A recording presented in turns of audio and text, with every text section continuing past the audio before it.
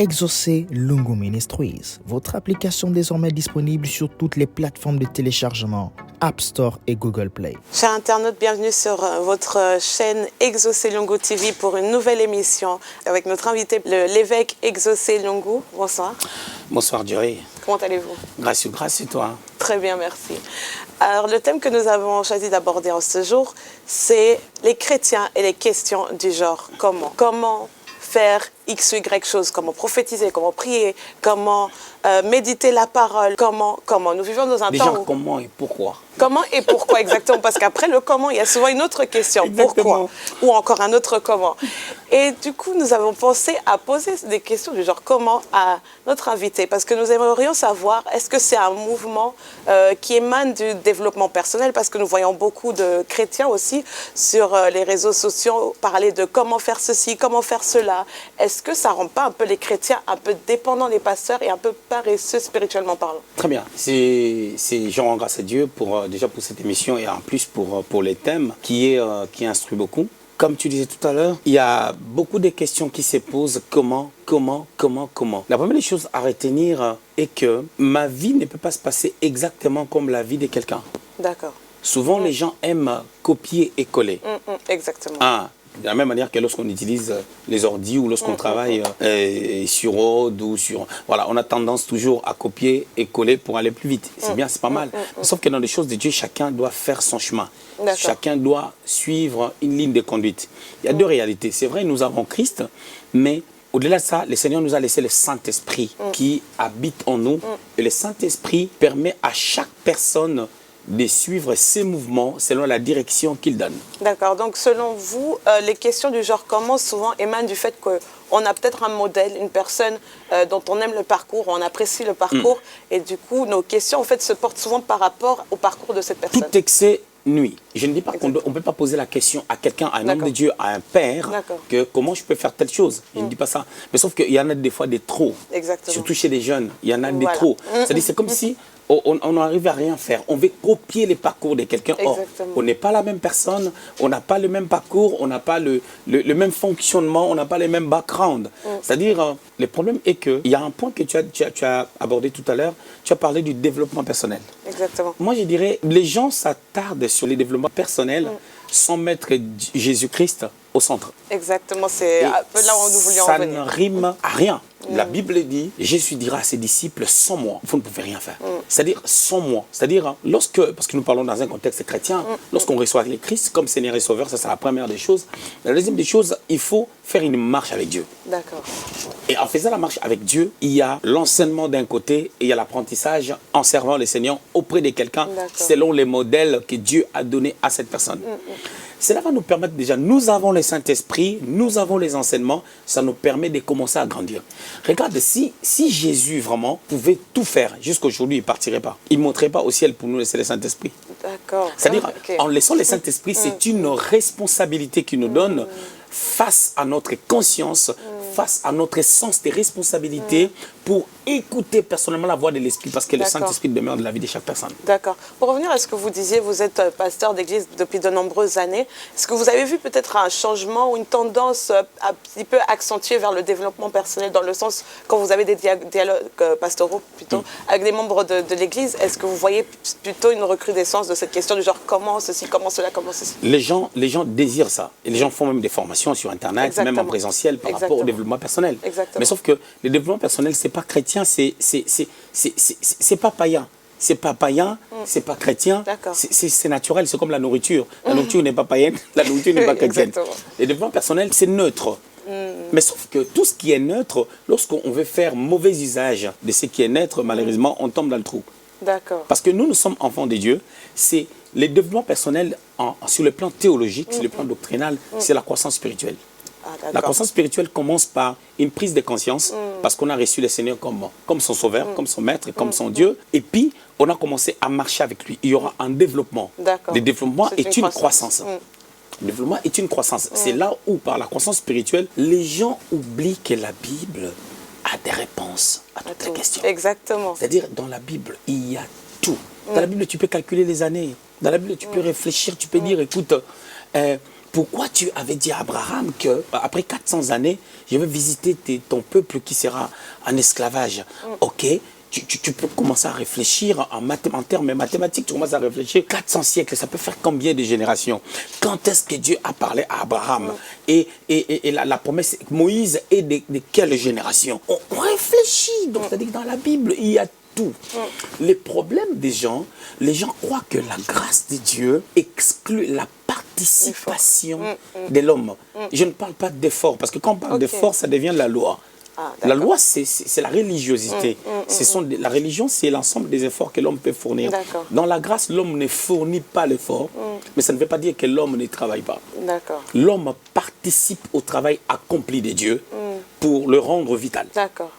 Vivre quelque chose. Cela nous amène à la notion de la foi.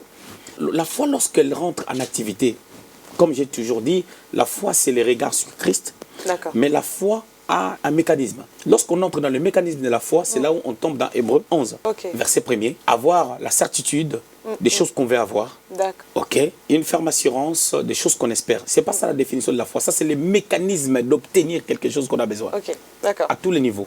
Parce que la foi, c'est défini comme le fait d'avoir le regard sur Christ. Hébreux 12, verset 2. Mais quand on revient à Hébreux 11, au verset 1, on voit les mécanismes. Comment je peux arriver à reproduire cet iPad? J'ai la vision, j'ai une perception. La vision d'iPad sort de la vision de l'ordinateur. Les ordinateurs d'aujourd'hui sont sortis des anciennes versions. Les anciennes versions sont sorties quelque part de la télé. Un développement en soi. Voilà. Donc il y a eu un développement. C'est-à-dire, c'est ce développement-là que nous devons avoir. Mais si on n'agit pas, il n'y aura pas de développement, il n'y aura pas de croissance, il n'y aura pas d'agissement.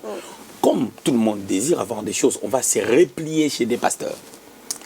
Les pasteurs, comment.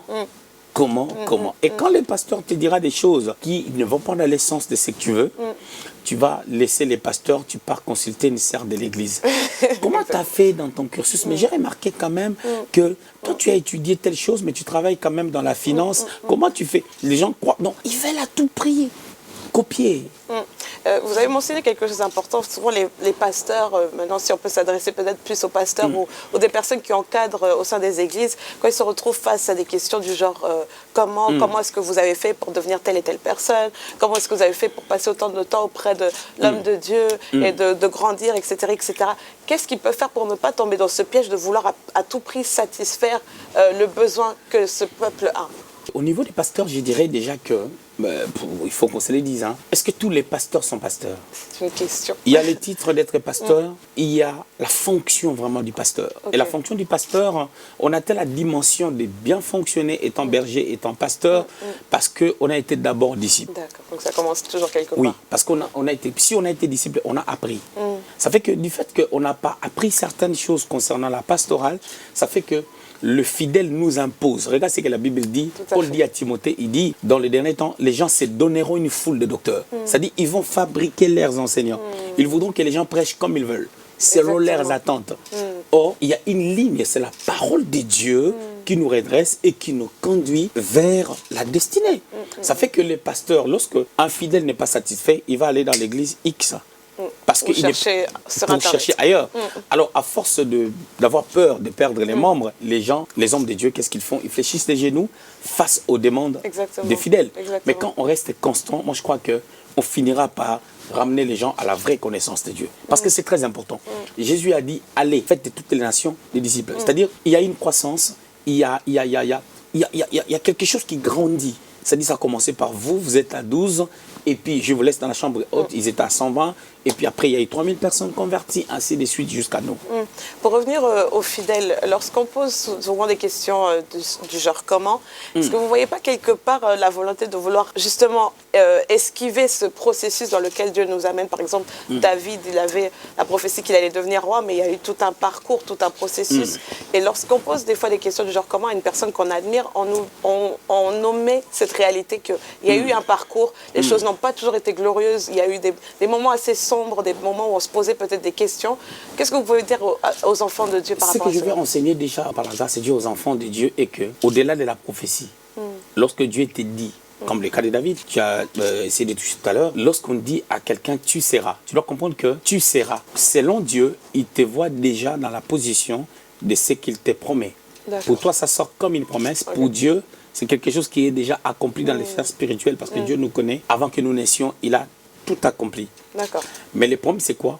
Entre la parole qui sort et l'accomplissement, il y a un travail. Mais la prophétie ne te parlera pas de ça.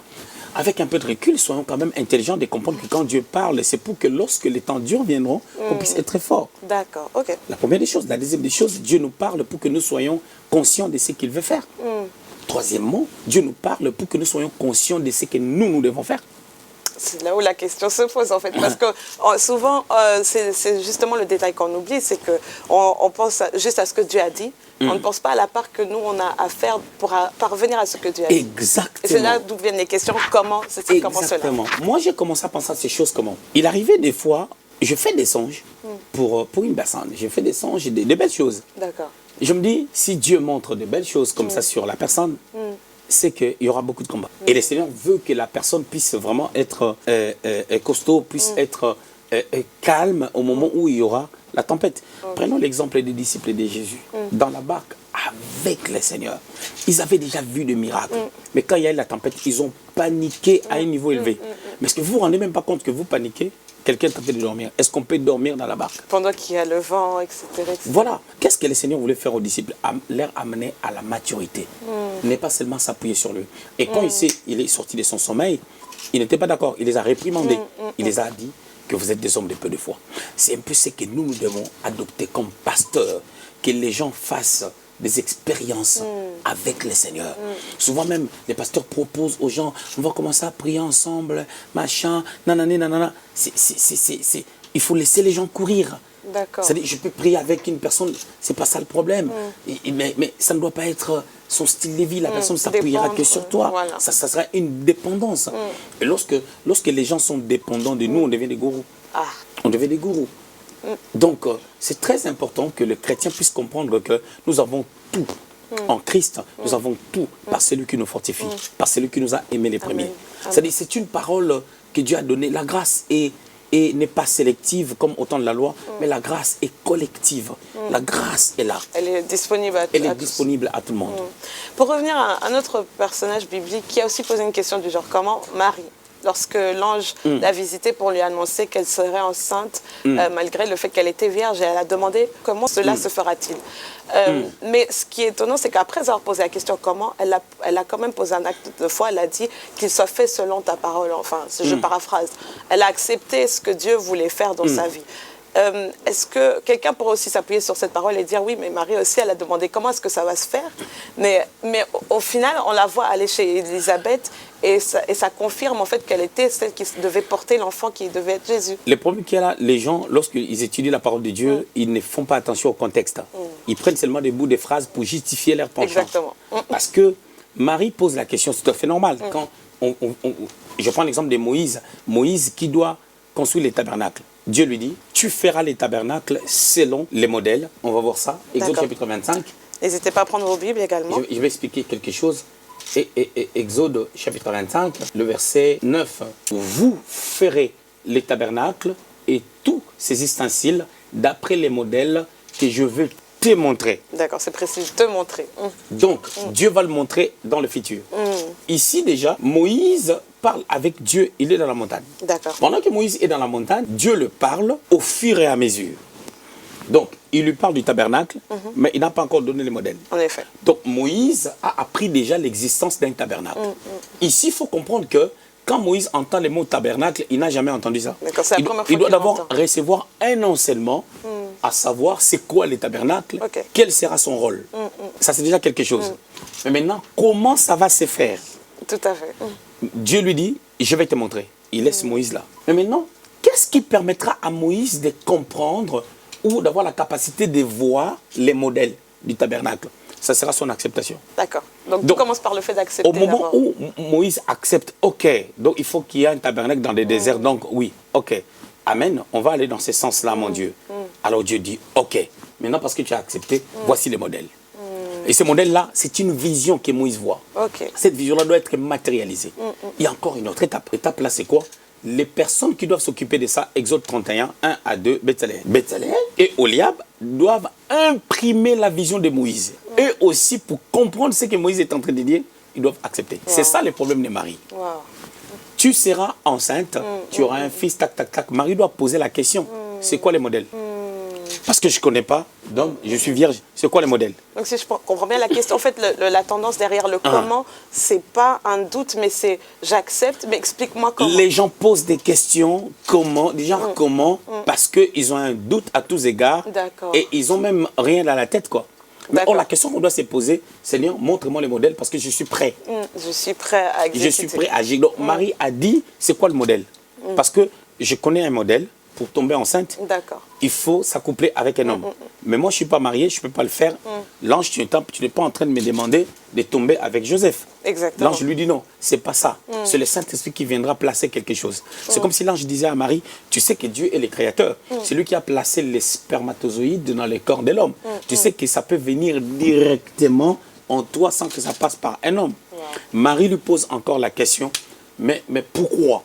Pourquoi ça doit se passer comme ça? Non, l'ange lui répond, ça doit venir directement de Dieu pour que ça ne passe pas par l'homme, parce que la personne qui viendra sera Dieu, le sauveur, sinon il y aura l'impureté. Si ça passe par un homme. Marie pose encore la question, mais comme moi aussi je suis une femme, c'est-à-dire je suis humain, comment, quand ça va venir chez moi, est-ce qu'il n'y aura pas l'impureté? L'ange lui répond encore, toi et l'homme, si vous accouplez, vous aurez les plaisirs. C'est ces plaisirs-là que Dieu ne veut pas. Toi, tu es humain, en fait, tu es une femme, mais tu es vierge. Tu n'as jamais connu d'homme. On est encore au temps de la loi. Donc, Marie est considérée comme pure à cause de sa virginité. Donc, toi, tu es pur. Marie pose la question, il dit, mais Joseph aussi, peut-être dans son parcours, il n'a jamais connu une femme. Non. Là, je dis non. Joseph, il y aura les problèmes des péchés adamiques. Marie dit aussi que non, mais moi aussi, j'ai aussi ces péchés-là adamiques. Dieu dit non. Toi, tu n'auras pas la source. Tu ne seras pas la source. Toi, tu seras juste porteuse. C'est comme une nourriture qu'on a mis juste dans des feuilles ou dans une marmite. Peu importe. Ce qui compte, c'est la nourriture. On ne mange pas les feuilles ni la marmite, on mange la nourriture. La nourriture viendra du ciel. Marie a dit qu'il me soit fait selon les modèles que tu donnes. Je suis servante de Dieu. Et pour te montrer que je suis fidèle à cette parole-là, je pars voir Élisabeth pour marquer ma croyance à ce que tu as dit. Et c'est ce qui manque aux gens. Parce qu'il y a toujours... On peut poser la question lorsqu'on veut entrer dans une vision, mais on ne va pas rester là borné. Comment, et c'est ce que les gens font aujourd'hui. Et les gens se retrouvent même avec plusieurs diplômes, sans savoir qu'est-ce qu'ils doivent faire avec. La licence dans tel domaine, le BTS dans tel domaine, et puis la licence encore dans l'autre domaine. Après, on ne sait pas trop ce qu'on veut. Wow, c'est merveilleux, merveilleux. Wow. C'est vraiment une lecture entre les lignes. Voilà. Pour aller un peu plus loin, donc vous avez dit, donc on pose la question comment on accepte ce que Dieu nous a donné comme modèle. Exactement. Et ensuite, Dieu, au fur et à mesure, révèle comment est-ce que cela va s'accomplir. Dans l'exemple de Marie, quand elle a accepté, elle est partie voir Élisabeth. Est-ce que c'est un acte de foi, si on peut dire ça comme ça? Quand Marie est partie voir Élisabeth, elle est partie confirmer ce que l'ange lui avait dit. Je vais expliquer quelque chose sur le plan prophétique, entre les lignes. Marie se déplace. Tu vois la volonté. Elle n'est pas dans le doute. Elle n'est pas dans les doutes, mais elle part confirmer ce qu'on lui a dit. Elle part exprimer sa joie vis-à-vis d'Élisabeth, qui a toujours été stérile, qui a toujours été triste à cause du manque d'enfants. Elle part pour célébrer Dieu avec Élisabeth. C'est ça, dans les contextes, l'idée c'est ça. Et quand elle part, tellement qu'elle croyait, c'est qu'est-ce qui s'est passé? L'enfant était dans son ventre parce que l'enfant qui était dans le ventre d'Élisabeth a tressailli. A tressailli pas par la présence de Marie, mais par la présence du Seigneur. Je vais voir les paroles d'Élisabeth après quand elle a prophétisé. Elle dit, j'ai vu la mère de mon Seigneur, parce que le Seigneur était déjà là, dans le ventre. C'est-à-dire, la foi, c'est comme un jeu, mais c'est quelque chose de glorieux. C'est comme un jeu. C'est comme quand on dit, tout ce que vous demanderez en priant, croyez que vous l'avez reçu. C'est-à-dire, vous le verrez s'accomplir. Ça peut être dans un futur proche, ça peut être dans un futur lointain. C'est pour cela, quand quelqu'un prie, des fois on attend la réponse, pendant une semaine ça ne vient pas. On annule même notre prière. Quand on commence à se faire des soucis, on annule notre prière. Et c'est ça le problème. Or, Dieu a exaucé. le lendemain, au 11e jour, ça allait s'accomplir, mais 10 jours après, on annule notre prière. La chose ne s'accomplit pas. Moi, je vais dire un truc. Je vais dire un truc qui peut paraître fort. Dites-nous. Lorsque les chrétiens disent « je ne sais pas quoi faire dans mes études, je ne sais pas quoi faire dans ma carrière, je ne sais pas quoi faire... » Comment me décider? Comment me décider quand ils restent là pendant longtemps? Vous savez c'est quoi? Ils sont en train de dire que Dieu était mauvais. Wow.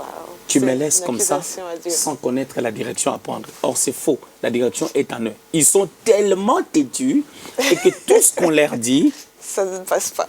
Ça ne passe pas, ça ne pleut pas. Et c'est une tétitesse qui ne parle pas. Wow. Donc, en fait, beaucoup d'entre nous, les chrétiens, nous sommes têtus sans nous rendre compte, en fait, têtus face à ce que la parole de Dieu nous dit, têtus face à ce que Dieu nous dit au travers de nos pasteurs, nos encadreurs dans nos églises. En fait, on pose des questions sans forcément vouloir même recevoir la réponse, l'accepter et prendre et se lancer, prendre l'élan dans cette réponse. Regardez, on va voir un peu le portrait de Jéricho. Israël, dans Josué chapitre 6, arrive devant le mur de Jéricho. Les historiens ont dit que le mur de Jéricho pouvait faire à peu près 15 mètres d'auteur, 14 à 15 mètres d'auteur, et c'est très long. Très, très long. Et puis, de la largeur, 4 mètres, à tel point que quand tu prends 4 mètres, un véhicule peut rouler. Et les historiens disent que même les chars pouvaient rouler dessus. Quand Israël faisait les tours, les chars roulaient dessus, les chars des habitants de Jéricho roulaient dessus pour les faire comprendre que non, on a non seulement barricadé la ville et fermé les portes, nous sécurisons aussi la ville. Mais quel était l'état des enfants d'Israël? Tu vas remarquer, la nouvelle génération qui était avec Josué n'ont pas vu grand-chose avec Dieu. Effectivement, ils n'ont pas vu la séparation. Par rapport à l'ancienne génération. Par là, je voulais dire ceci. Beaucoup de gens croient que parce que la vie de ma sœur X ou Y s'est passée comme ça et que je vais entendre ça, c'est ça qui m'aidera forcément à aller de l'avant. C'est faux. Parce que cette génération-là de Josué n'avait pas vu grand-chose avec Moïse. Ils n'ont pas vu les serpents de Moïse avaler les serpents de sorciers des pharaons. Ils n'ont pas vu pas mal de choses dans le désert. Ils ont vu, mais pas comme l'ancienne génération. Le problème, c'est quoi? C'est de faire confiance à Dieu, d'avoir la foi. Ne serait-ce que le peu qu'ils ont vu là, qu'ils ont traversé le Jourdain, miraculeusement. Ça suffit. Wow. Une seule chose suffit. C'est que Pierre a vu dans la mer où il a jeté les filets. Les jours, c'était pas la nuit parce qu'il pêche généralement la nuit. Il a vu les poissons, ça suffisait pour qu'il croie que Dieu fera de lui aussi pêcheur d'amour. Donc des fois, il faut se suffire de même une petite chose, enfin ce qui peut paraître petit à nos yeux, s'accrocher à ça et croire que Dieu est fidèle et qu'il nous conduira là où nous devons aller. Exactement. Les gens ont besoin de 1500 témoignages, 1500 confirmations. 1500 confirmations de la même sorte afin qu'ils croient. Et c'est ça qui devient dangereux. Waouh, ça manque de foi encore.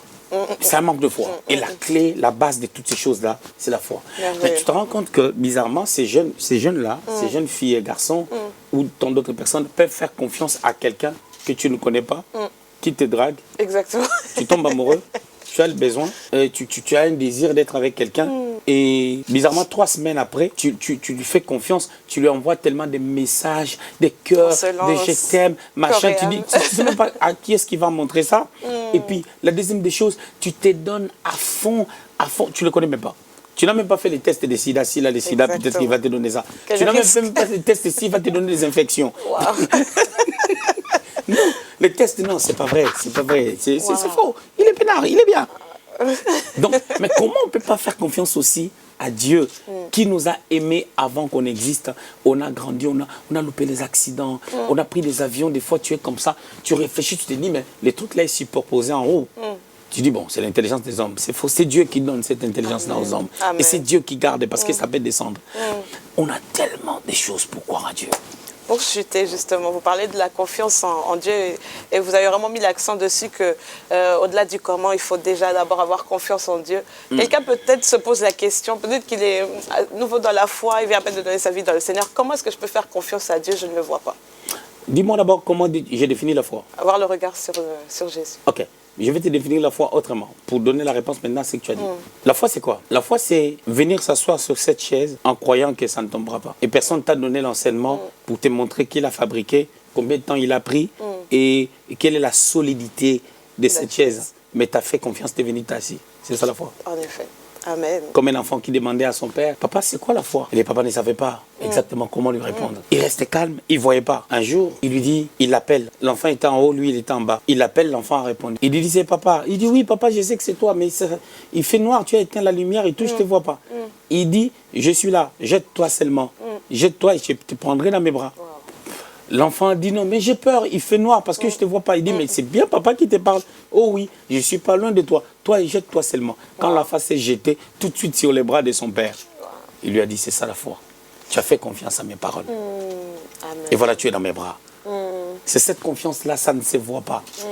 Ça ne se voit pas. C'est pour ça que Paul dit, nous ne marchons pas par la vue, nous marchons par la foi. On ne marche pas par ce qu'on voit. On ne marche pas selon nos échecs. On ne marche pas selon ce qui ne marche pas dans nos vies. Mais nous devons marcher par la foi. Et la foi, on a entendu, on a cru. Bon, quelqu'un me dira, mais j'ai entendu, j'ai cru, mais qu'est-ce qui me montre?